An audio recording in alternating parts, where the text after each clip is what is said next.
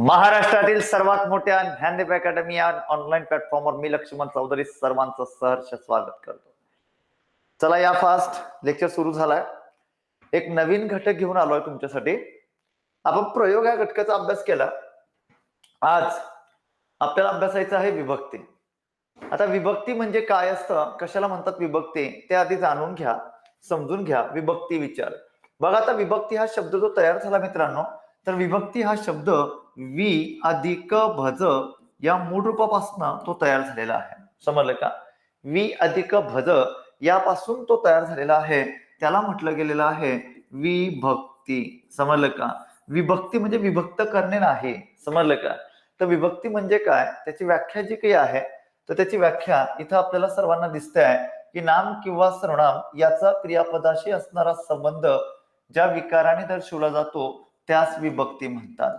आता कुणाला काहीच समजणार नाही इथं. समजलं का? की नाम किंवा सर्वनाम यांचा क्रियापदाशी असणारा संबंध ज्या विकाराने दर्शवला जातो. आता बघा, इथं सर्वात महत्वाची गोष्ट काय आहे बाळांनो, सर्वांनी अतिशय काळजीपूर्वक या सर्वच्या सर्व कन्सेप्ट क्लिअर करून घ्या. काय सांगतोय? नाम किंवा सर्वनाम यांचा क्रियापदाशी असणारा संबंध. समजलं का? म्हणजे इथं जर आपण लक्षात घेतलं की वाक्यामध्ये आलेलं जे नाम असतं किंवा सर्वनाम असतं, बरोबर का? वाक्यामध्ये आलेलं जे नाम असतं किंवा सर्वनाम असतं याच्याशी क्रियापदाचा असणारा संबंध, बरोबर का? यांचा कुणाशी संबंध येतो? क्रियापदाशी. बरोबर का? कुणाशी येतो? क्रियापदाशी येतो.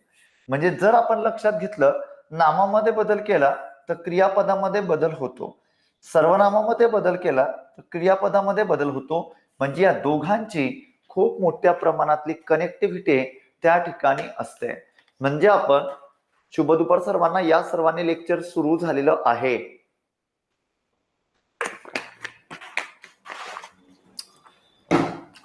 लेक्चर सुरू झालेलं आहे मित्रांनो. इथे बघा, आता इथं सर्वात महत्वाची गोष्ट काय की याची त्या ठिकाणी कनेक्टिव्हिटी कुणाशी असते? तर क्रियापदाशी. एकदम साधं उदाहरण समजून घ्या. सर्व कन्सेप्ट मी त्या ठिकाणी तुम्हाला क्लिअर करून देतो, पण एक साधं उदाहरण तुम्ही आता समजून घ्या. साधं उदाहरण कसं? बघा, आता सौरभने अशा प्रकारचं त्या ठिकाणी उदाहरण आहे. सौरभने भावाला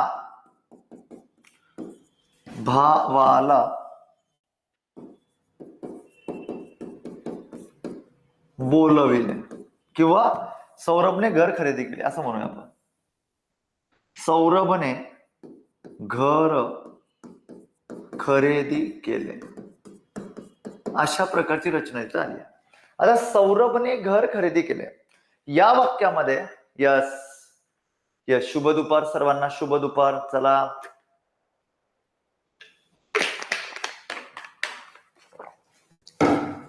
सौरभने घर खरेदी केले. आता इथं वाक्यामध्ये नाम कोणतं आलेलं आहे बरं? इथं वाक्यामध्ये नाम आलेलं आहे सौरभ. काय आलाय? कोणतं आलाय नाम? सौरभ आलेला आहे, बरोबर. आणि इथं त्या ठिकाणी आता सौरभने याची कनेक्टिव्हिटी कोणाशी असते? म्हणे क्रियापदाशी असते. आता सौरभने याला कोणत्या प्रकारचा प्रत्यय जुडलेला आहे? ने. अशा प्रकारचं प्रत्यय जुडलेलं आहे. ने म्हटल्यानंतर तुम्हाला सर्वांना माहिती आहे का ते तृतीय विभक्तीचं प्रत्यय. कोणाचं प्रत्यय? ते तृतीय विभक्तीचा प्रत्यय. ते प्रत्यय काढा आणि वाक्य वाचा. सौरभ घर खरेदी केले. आता इथं वाक्याचा अर्थ पूर्ण होत नाही. मी काय सांगितलं की या नामामध्ये बदल करा, क्रियापदामध्ये त्या ठिकाणी म्हणजे बदल होणार. म्हणजे क्रियापद जे असणार ते अपूर्ण राहणार. समजलं का? वाक्याची रचना जी असणार त्या ठिकाणी ती अपूर्ण असणार, बरोबर.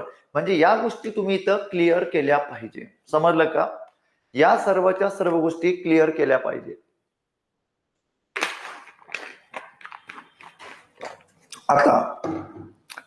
आता आपण काय करणार की त्या ठिकाणी या सर्वच्या सर्व गोष्टी क्लिअर करून घेणार.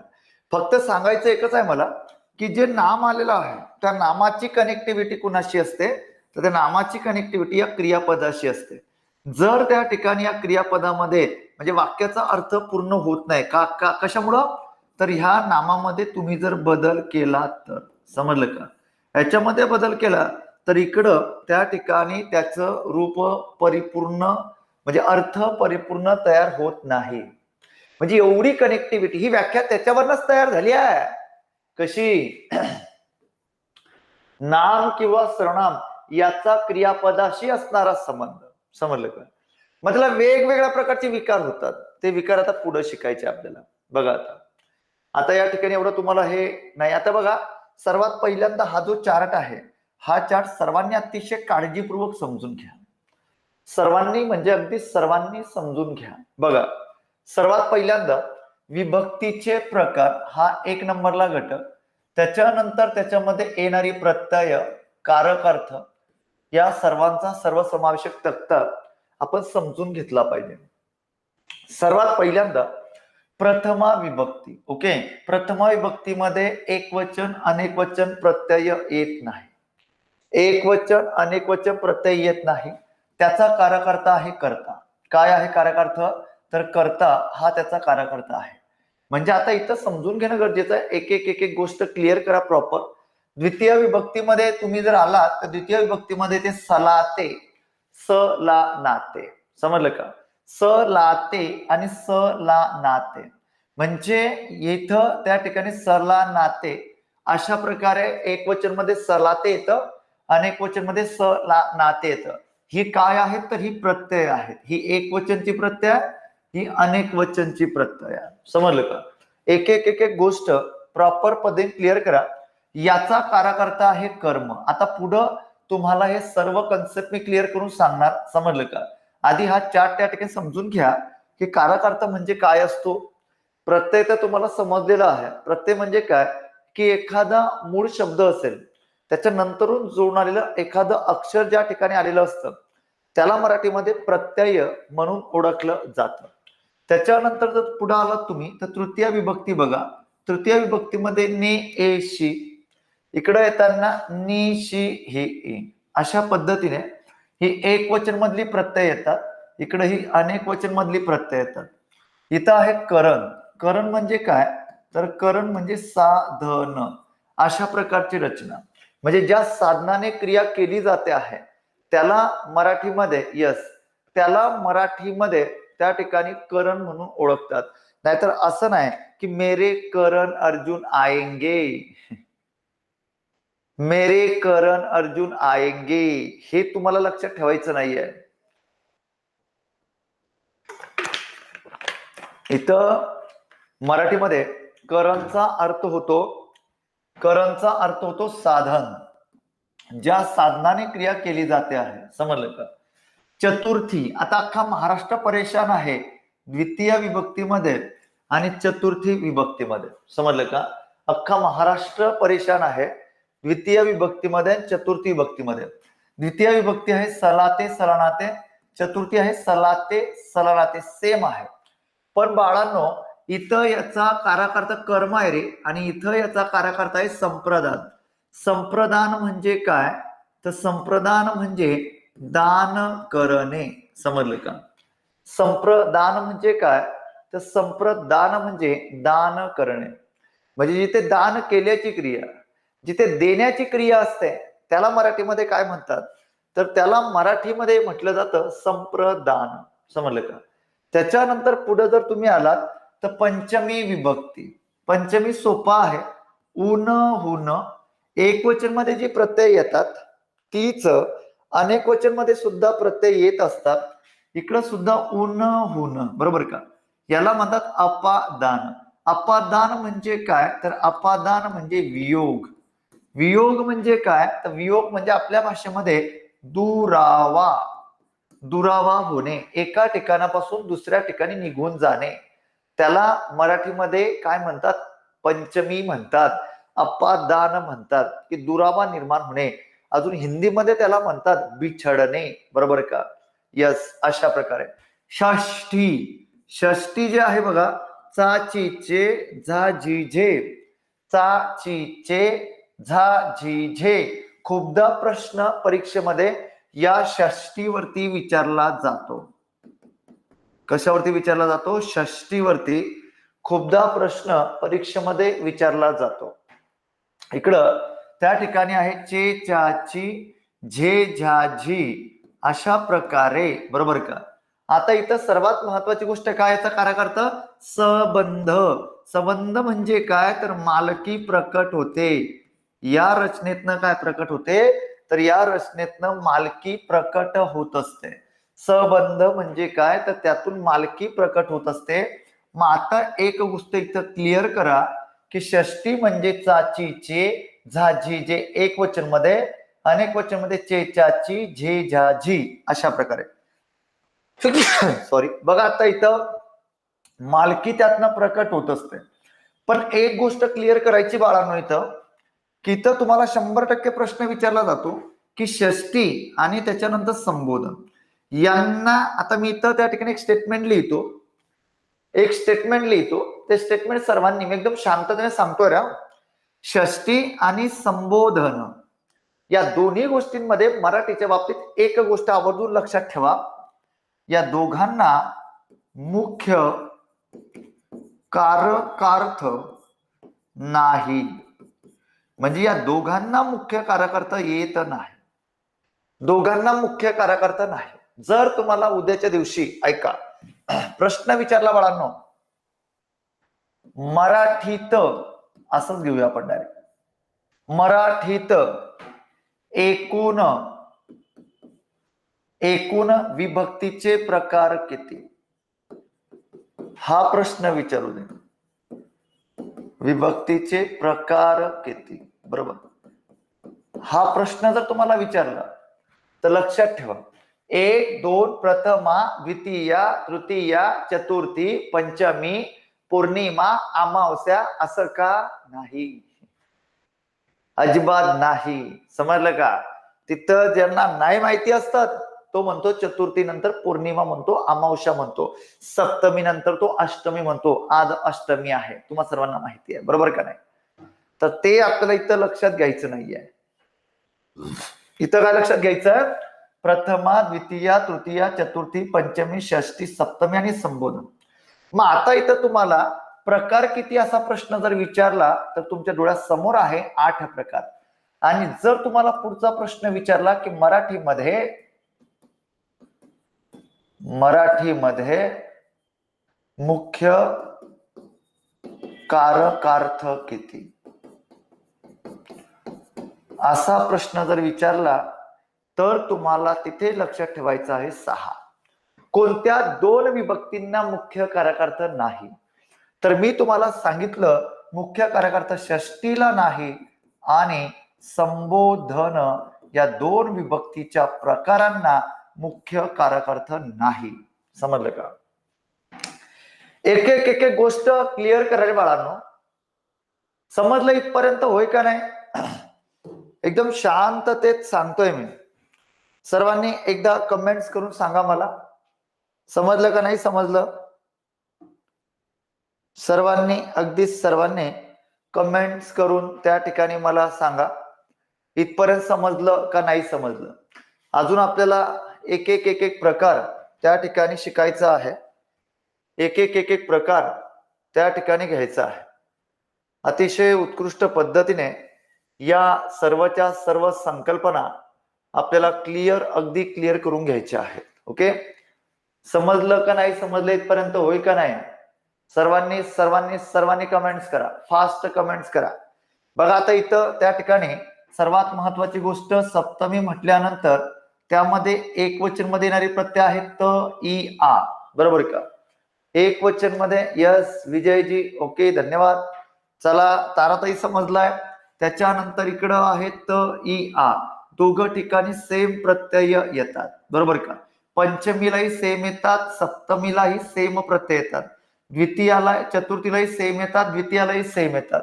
पण सर्वांमध्ये त्या ठिकाणी वेगवेगळ्या पद्धतीने फरक आहे. समजलं का. यस. बघा आता इथं त्या ठिकाणी याचा कारकार्थ आहे, तो मुख्य कारकार्थ आहे सप्तमीचा, तो म्हणजे अधिकरण. मग आता अधिकरण म्हटल्यानंतर बाळांनो एक महत्वाची गोष्ट क्लिअर करा की अधिकरण म्हटल्यानंतर ज्या ठिकाणी ज्या रचनेतून स्थळ, त्यानंतर काळ आणि वेळ, समजलं का, अशा प्रकारची रचना ज्या ठिकाणी येते त्याला मराठीमध्ये अधिकरण म्हणतात. म्हणजे ज्या रचनेतनं स्थळाचा उल्लेख होतो, ज्या रचनेतनं काळाचा उल्लेख होतो, ज्या रचनेतनं वेळेचा उल्लेख होतो, वेळ सर्वांसाठी महत्वाची आहे. आयुष्यामध्ये एकदा वेळ निघून गेली की तुमच्या आयुष्यामध्ये उरतो फक्त पश्चाताप. पश्चातापाशिवाय दुसरं काहीही उरत नाही. त्याच्यामुळं वेळ आपल्या आयुष्याचा निघून जाता कामा नये.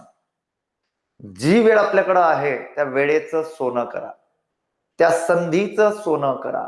समजलं का? म्हणून पुन्हा पुन्हा मी त्या ठिकाणी सांगत असतो विद्यार्थ्यांना की बाबो हो, तुम्ही त्या संधीचं सोनं करा. त्याच्यानंतर पुढं आहे संबोधन. समजलं का? काय आहे तर त्या ठिकाणी संबोधन. आता संबोधन म्हटल्यानंतर तुम्हा सर्वांना माहिती आहे एकवचन मध्ये ह्याच्यामध्ये प्रत्यय येत नाही. ह्याच्यामध्ये प्रत्यय येतात ओ, नो, हो. समजलं का? आता ओ, नो, हो म्हटल्यानंतर याला त्या ठिकाणी घेतलं जातं हाक मारणे. समजलं का? संबोधन म्हटल्यानंतर काय येतं तर संबोधन मध्ये हाक मारणे अशा प्रकारची रचना आलेली असते. आपण म्हणतो ना बऱ्याचदा हो तिकडे जा, असं का? नाही. अहो इकडे या, अशा प्रकारे. हा चार्ट समजून घेणं खूप महत्वाचं आहे. आय होप, मी अपेक्षा करतो की हा चार्ट सर्वांना चांगल्या पद्धतीने समजला. आता थोडं पुढे या. आता विभक्तीचं प्रत्यय. आता सर्वांनी अगदी काळजीपूर्वक त्या ठिकाणी समजून घ्या या कन्सेप्ट. या कन्सेप्ट समजल्या तर आपल्याला पुढच्या ज्या कन्सेप्ट आहेत त्या खूप चांगल्या पद्धतीने समजणार आहे. जर या समजायला अडचणी निर्माण झाल्या तर पुढे त्या ठिकाणी सर्वच गोष्टींमध्ये अडचणी निर्माण होतील. म्हणून या सर्वच्या सर्व गोष्टी उत्कृष्टपणे समजून घ्या. बघा आता या ठिकाणी विभक्तीचे प्रत्यय हा सर्वात पहिला जो प्रकार आहे, तर प्रत्यय म्हटल्यानंतर अगदी सर्वांना माहिती आहे विभक्ती प्रत्यय. सर्वांना परिचित आहे, सर्वांना माहिती आहे. विभक्ती प्रत्यय म्हटल्यानंतर तुम्हाला ज्या ठिकाणी विभक्तीचे प्रत्यय एखाद्या नामाला जोडलेले असते. साधं उदाहरण आहे. समजलं का? म्हणजे मी जर असं म्हटलो की ज्ञानदीपने, ज्ञानदीप अकॅडमीने, बर का, अकॅडमीने ने अशा पद्धती. आता इथं सर्वात महत्वाची गोष्ट काय आली की कुठे प्रत्यय जुडलेलं आहे. हा अत्यंत अत्यंत महत्वाचा मुद्दा इथं आता क्लिअर होतोय की ज्ञानदीप अकॅडमीने, म्हणजे इथं ने जो काही आलेला आहे तर हे त्याला काय जुडलेलं आहे प्रत्यय. म्हणजे एखादं मूळ नाम आलेलं असेल, ऐका एकदम शांततेने सांगतो आहे, एखादं मूळ नाम आलेलं असेल आणि एखाद्या मूळ नामामध्ये जर त्या ठिकाणी प्रत्यय जुडलेलं असेल तर त्याला मराठीमध्ये प्रत्यय म्हणतात. की एका नामाच्या नंतरून ते जोडून येत असतं, त्याला मराठीमध्ये प्रत्यय म्हणतात. समजलं का? म्हणजे आता साधं उदाहरण आहे घर, त्याला त्या ठिकाणी जोडायचं आपल्याला घरात, मग प्रत्यय कोणता आला? त आला. बरोबर? अशा प्रकारे. ओके. आता या सर्वच्या सर्व गोष्टी आपण लक्षात घेतलं गरजेचं आहे. बरोबर? आता इथं उपपदार्थ म्हणजे काय समजून घ्या. नंबर 2 ची कन्सेप्ट उपपदार्थ. उपपदार्थ आता तुमच्या माहितीसाठी सांगतो. जेव्हा जेव्हा प्रश्न तुम्हाला विचारला जातोय, हा कन्सेप्ट बऱ्याच जणांना समजत नाही, म्हणून शांततेने सांगतोय जरा विभक्ती, बरं का, समजून घ्या. बघा आता उपपदार्थ यावरती जर तुम्हाला प्रश्न आला तर एकीकडे असतो कारक अर्थ. जिथं एखादं उदाहरण तुम्हाला दिलेलं आहे आणि कारक अर्थ त्यामध्ये समाविष्ट नाही, मग तिथं काय समाविष्ट असणार आहे? उपपदार्थ. म्हणजे आता ऐका, याची व्याख्या अशी येते, पुढे घेतले असते मला वाटतं त्या कन्सेप्ट घेतलाय मी पुढं. सामान्य रूप घेतलाय, चरम प्रत्यय, चर्मेतर प्रत्यय, कारक अर्थ, उपपद. बघा इथं घेतलंय उपपद, इकडं घेतलेलं आहे उपपद, पण तुम्हाला मी इथं समजून सांगतो म्हणजे तुमच्या लक्षात येईल. ओके. बघा आता इथं त्या ठिकाणी जर आपण लक्षात घेतलं तर उपपदार्थ म्हणजे काय, आपल्या भाषेमध्ये समजून घ्या, नाम किंवा सर्वनाम. ऐका, नाम किंवा सर्वनाम, बरोबर, नाम किंवा सर्वनाम यांचा क्रियापदाशी, यांचा नाम किंवा सर्वनाम यांचा क्रियापद सोडून, क्रियापद सोडून इतर शब्दांशी असलेला संबंध, नाम किंवा सर्वनाम यांचा क्रियापद सोडून इतर शब्दांशी असलेला संबंध. म्हणजे आता मला इथं तुम्हाला सांगायचं आहे की उपपदार्थ म्हणजे काय असतं की वाक्यामध्ये जेवढी महत्वाची भूमिका क्रियापदाची असते तेवढीच महत्वाची भूमिका वाक्यामध्ये आलेल्या इतर शब्दांची असते. उदाहरणार्थ बघा, दूध लिटरने, लिटरने, दूध लिटरने मिळते, अशा प्रकारची रचना. बरोबर, दूध लिटरने मिळते. आता मिळणारे काय आहे? दूध आहे. हा वाक्यामध्ये करता आला. याच्याशी आपल्याला काही घेणं नाही. सर्वात महत्वाची गोष्ट काय आहे? कोणत्या शब्दाला विभक्तीचं प्रत्यय जोडलेला आहे? लिटरने. बरोबर का? आता सर्वात महत्वाची गोष्ट काय सांगतोय मी? काय सांगितलं तुम्हाला? उपपदार्थ म्हणजे काय? एकदम साध्या सोप्या भाषेत समजून घ्या. उपपदार्थ म्हणजे काय की वाक्यामध्ये आलेलं नाम किंवा सर्वनाम यांचा क्रियापद सोडून इतर शब्दांशी असणारा संबंध. समजलं का? त्याला मराठीमध्ये उपपद. म्हणजे इथं उपपद कोणता आलाय? तर इथं त्या ठिकाणी उपपदार्थ आलेला आहे लिटरने. लिटर या शब्दातनं कोणता अर्थ प्रकट होतोय? अहो, कोणता अर्थ प्रकट होतोय? लिटर कशासाठी? परिमाणासाठी. म्हणजे तिथं लिटर हे परिमाण आहे. म्हणजे दूध हे लिटरनेच मोजलं जातं. मग इतर जी शब्द असतात, इतर शब्दांना जर विभक्तीचा प्रत्यय जोडून येऊ दे, त्याला मराठीमध्ये उपपदार्थ म्हणतात. समजलं? समजलं का? म्हणजे कर्त्यामध्ये बदल करा तुम्ही. इथं नामामध्ये क्रियापदामध्ये बदल होणार नाही. पण जर तुम्ही लिटर त्याचं प्रत्यय काढून टाकलं, दूध लिटर मिळते, वाक्याचा अर्थ पूर्ण होणार नाही. एवढी ताकद उपपदार्थामध्ये पण असते. समजलं का? याला म्हणतात उपपदार्थ.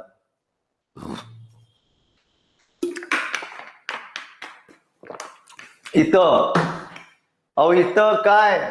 इथं कनेक्टिव्हिटी कुणाची असते उपपदार्थामध्ये? बघा, लक्षात ठेवू शकतात तुम्ही, लिहू शकता. नाम किंवा सर्वनाम. खरे नाम किंवा सर्वनाम अधिक वाक्यातील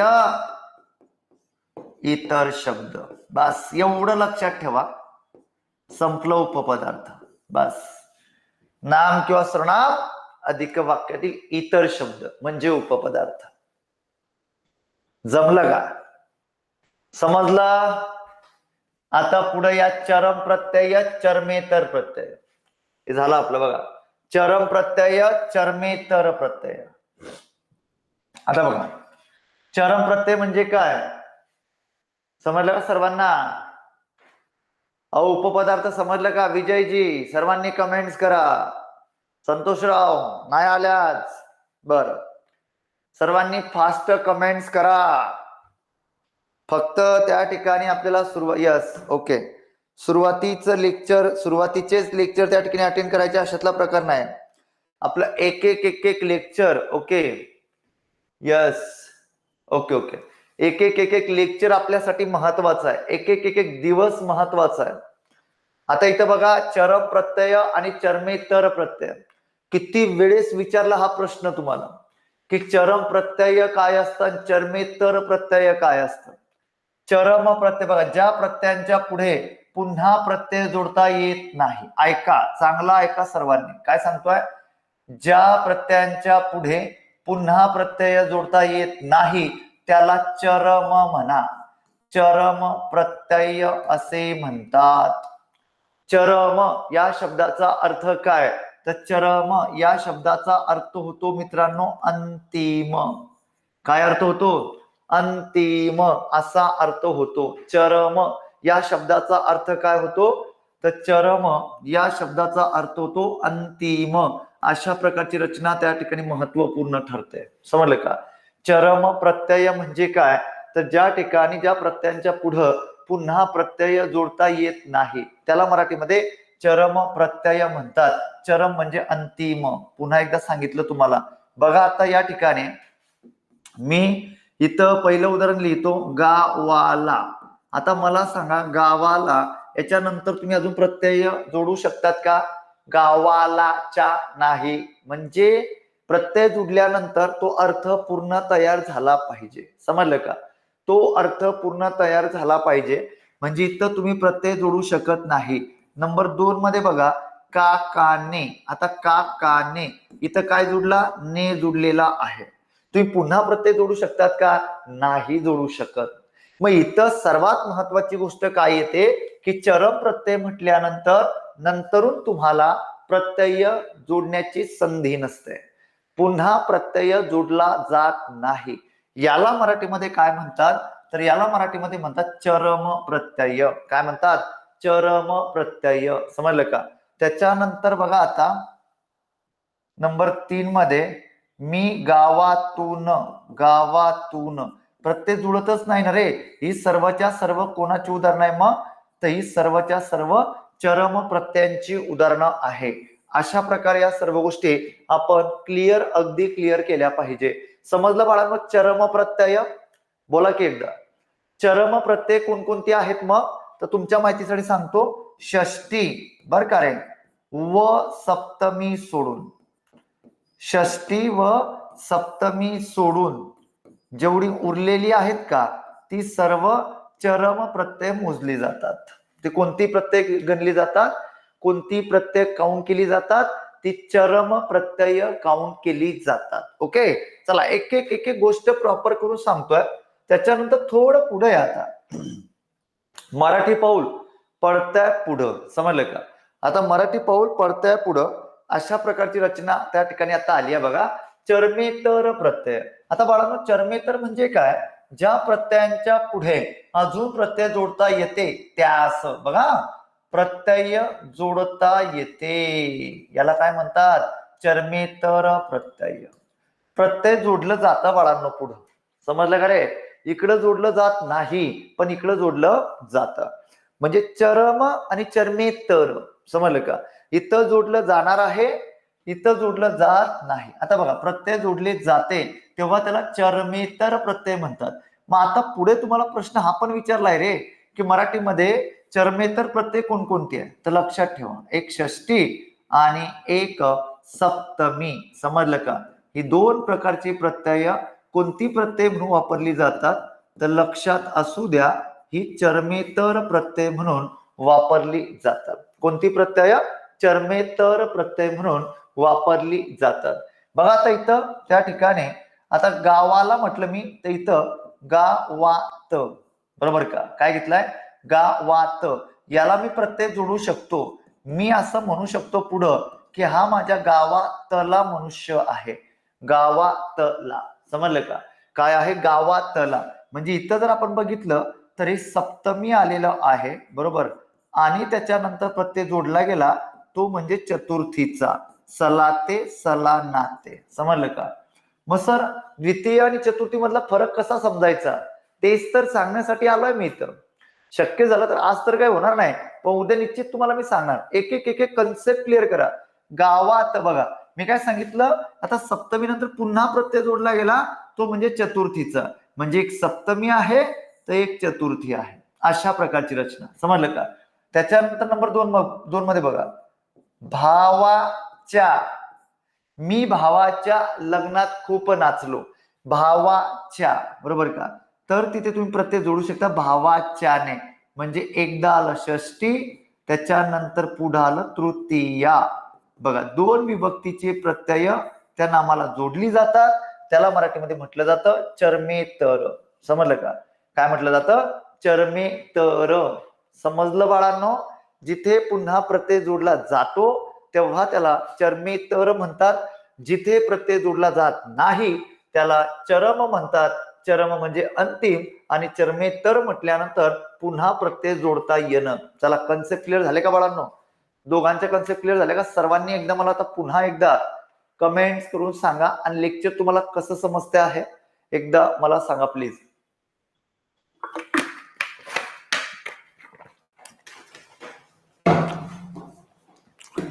चला फास्ट पटकन. मग आपण पुढच्या प्रकाराकडे. ओके, खूप छान, धन्यवाद, आभारी आहे ताराताई. चला यापुढे बघा. आता इथं चरम चरमेतर मी तुम्हाला सांगितलं. त्याच्यानंतर काराकर्ता हा एक महत्वाचा मुद्दा आहे. उपपत्र आपलं झालं. त्याच्यानंतर त्या ठिकाणी मला एक सामान्य रूप हा कन्सेप्ट सांगायचा आहे. आता काराकर्ता सांगण्याच्या आधी सामान्य रूप हा कन्सेप्ट सर्वांनी समजून घ्या. सामान्य रूप आपल्याला चॅप्टर शिकूया. ओके, आपण चॅप्टर 1 नंबर. धन्यवाद विजयजी, धन्यवाद. इथं त्या ठिकाणी सामान्य रूप हा कन्सेप्ट त्या ठिकाणी क्लिअर करून घ्या. बरोबर. आता इथं सामान्य रूप म्हणजे काय असतं बरं, कशाला म्हटलं जातं सामान्य रूप रे? तर सामान्य रूप म्हणजे काय, तर विभक्तीचे प्रत्यय. ऐका, एखाद्या नामाला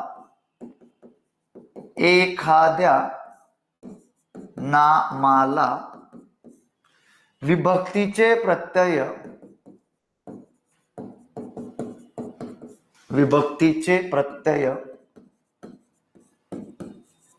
जुळण्या अगोदर, एखाद्या नामाला विभक्तीचे प्रत्यय जुळण्या अगोदर त्या नामाच्या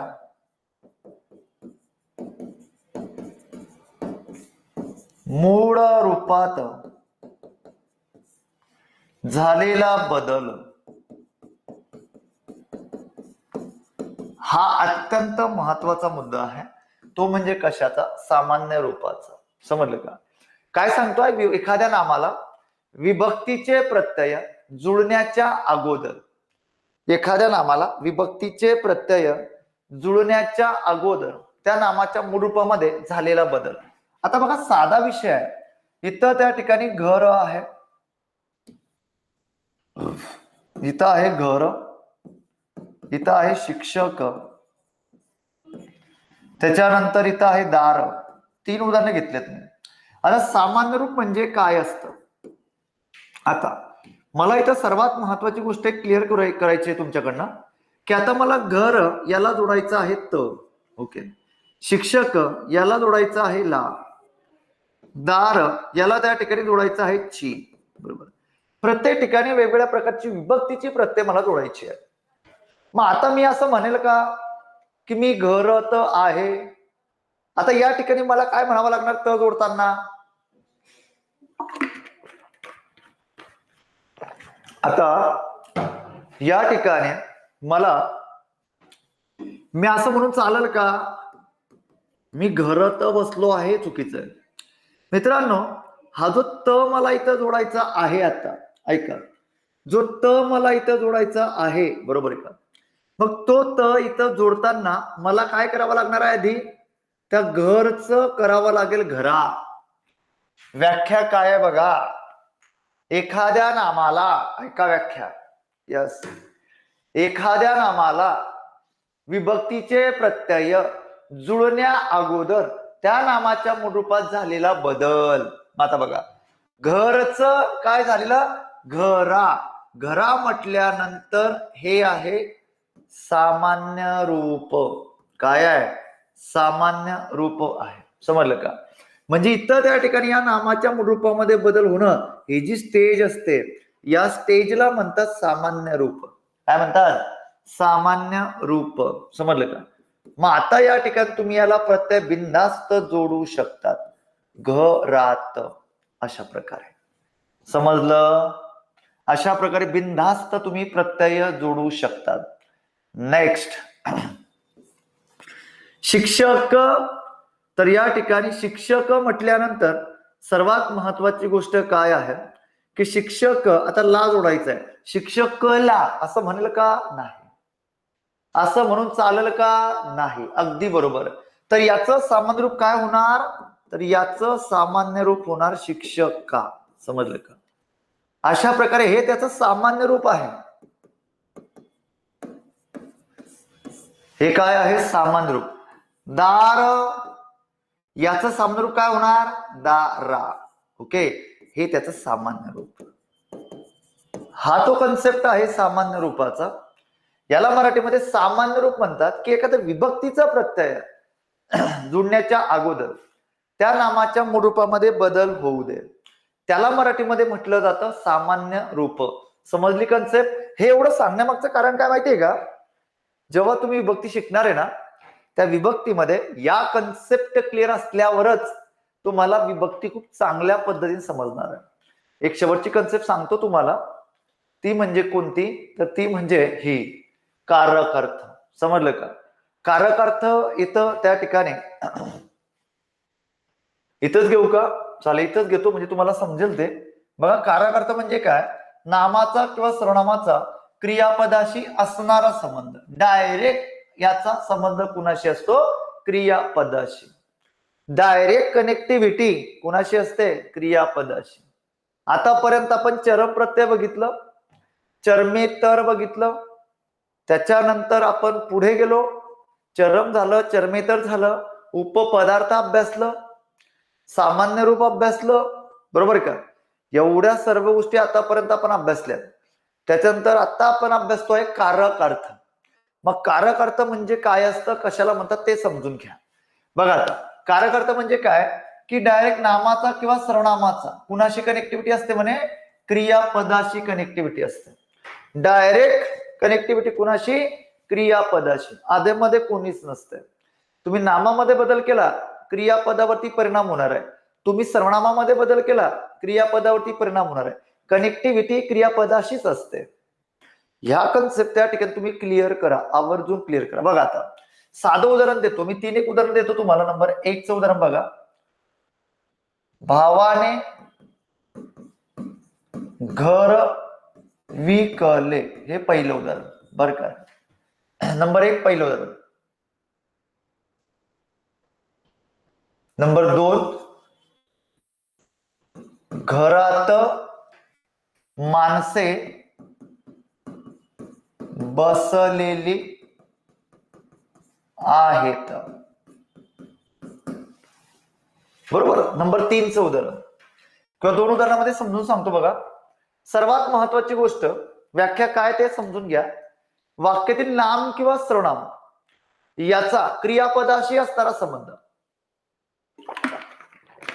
कोणाशी? क्रियापदाशी असणारा संबंध. आता या वाक्यामध्ये क्रियापद कोणता आला? विकले, हे क्रियापद आहे.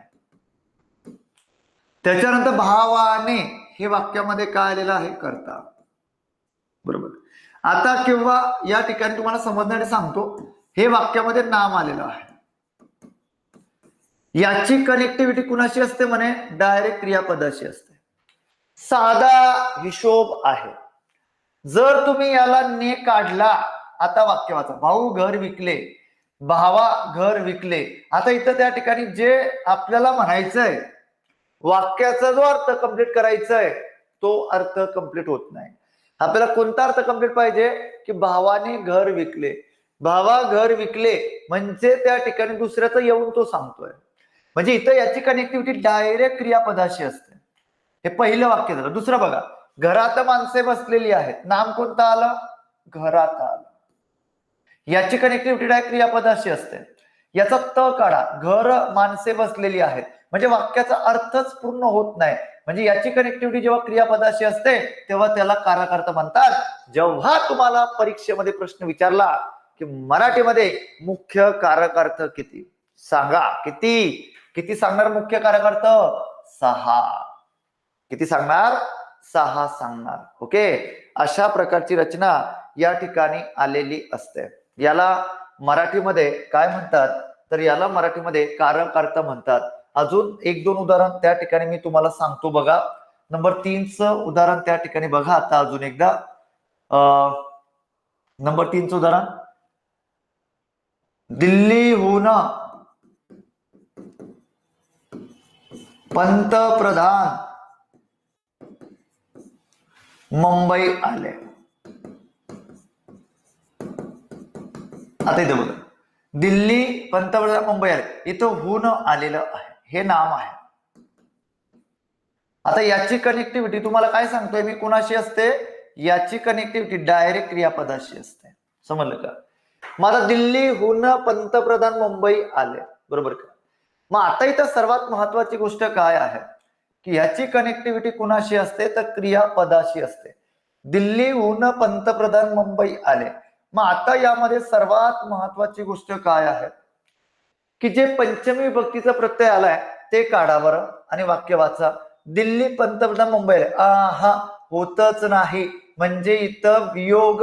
ते आता पुढे घेणार आहे आपण. फक्त कन्सेप्ट एकच आहे की याची कनेक्टिव्हिटी डायरेक्ट क्रियापदाशी असते, म्हणून त्याला कार्यकर्ता म्हणतात. विषय संपला. ओके, कसं समजलं आजचं लेक्चर? आणि भेटा मला आता इकडं आपल्या युट्यूब चॅनलला लगेच मी 2:30 वाजता लाईव्ह येतोय. सर्वांनी जॉईन व्हा. समजलं का? लगेच मी 2:30 वाजता आता युट्यूबला लाईव्ह येतोय. लेक्चर कसं समजलं सर्वांनी एकदा कमेंट्स करून मला सांगा. फास्ट, एकदम फास्ट. चला सर्वांनी कमेंट्स करा. उद्या विभक्ती चॅप्टर संपणार आहे आपलं. थांबूया मग इथं. सर्वांना धन्यवाद. जय हिंद, जय महाराष्ट्र, जय मराठी.